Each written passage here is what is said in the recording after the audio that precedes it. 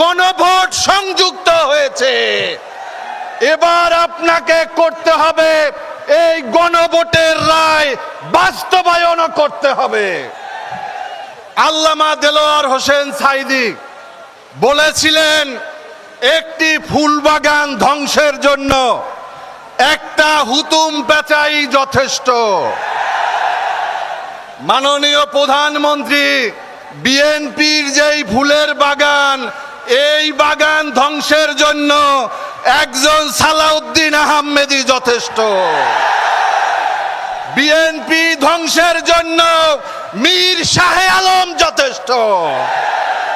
তারা আজকে ডালে ডালে হুতুম পেঁচা বসে গিয়েছে। বন্ধুরা, আমরা বলতে চাই, এই হুতুম পেঁচাদেরকে তা না হলে দেশের জনগণ রাজপথে নেমে থামানোর ব্যবস্থা করবে।